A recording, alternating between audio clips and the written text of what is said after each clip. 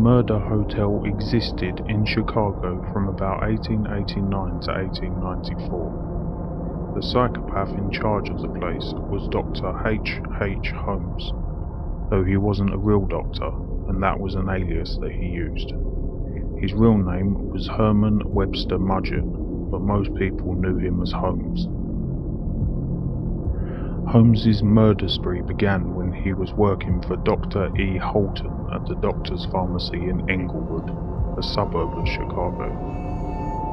After Dr. Holton passed away, Holmes convinced his widow to sell the drugstore to him. She then mysteriously vanished, likely one of his first victims. Holmes bought the building across from the pharmacy, a long building known as the Castle by neighbourhood residents. He intended to refurbish it into a hotel in time for the World's Fair in 1893. Holmes designed the new interior of the building himself, including the hidden passages, trapdoors, dungeon-like basement, and torture rooms. Some of the rooms were designed to be airtight so they could be used like a gas chamber. Others had metal walls and flamethrowers built into them to burn victims to death. There was a functional crematorium and a lye pit for disposal of bodies. Holmes thought of just about everything. Once the hotel opened, his victims were mostly female, and most came from his own staff as opposed to guests. He made his employees take out life insurance policies with him as the beneficiary, and then killed them, gaining the insurance money while feeding his murderous appetite.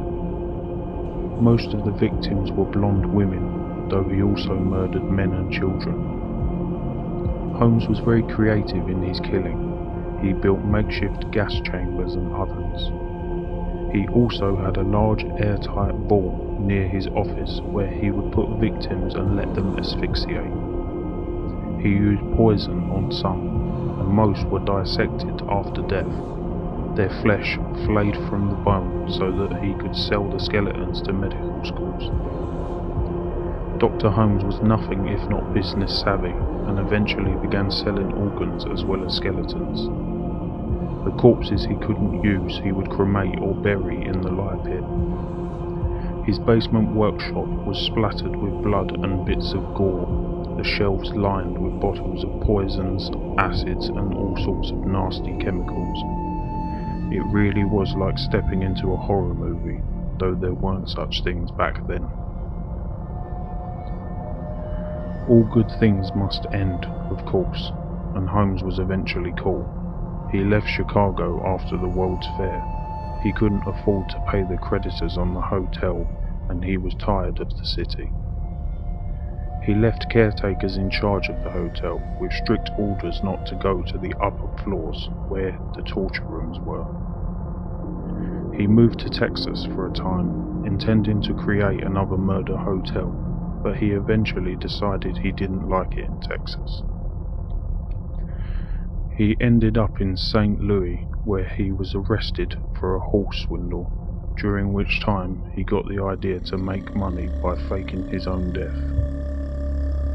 He eventually convinced a longtime friend of his, Benjamin Purcell, to help with the scheme. Purcell would pretend to be an inventor injured in a lab accident, and then they would fake his suicide for the insurance money. The only problem for Purcell was that Holmes didn't fake the death. He killed the man and collected the insurance. He then convinced Purcell's widow to allow 3 of her children to travel with him, and then simultaneously travelled with the widow. He eventually killed 2 of the girls in Toronto, prompting a search for him.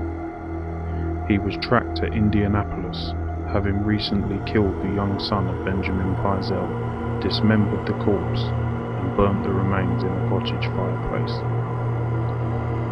Bits of teeth and bones from the boy were found.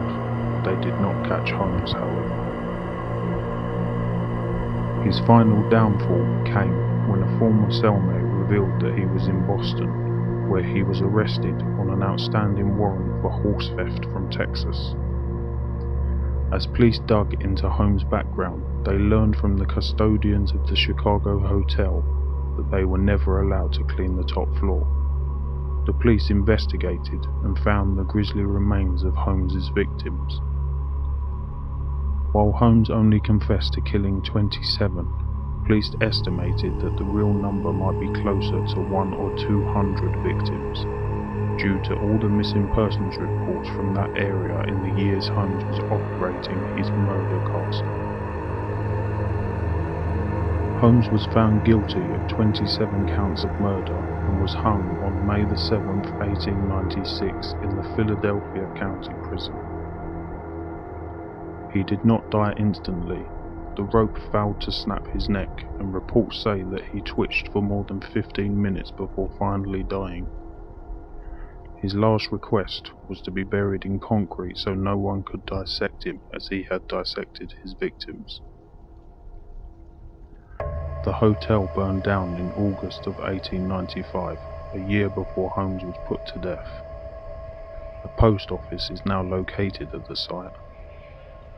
The last caretaker of the hotel committed suicide, and his family claims he was haunted for weeks prior to killing himself.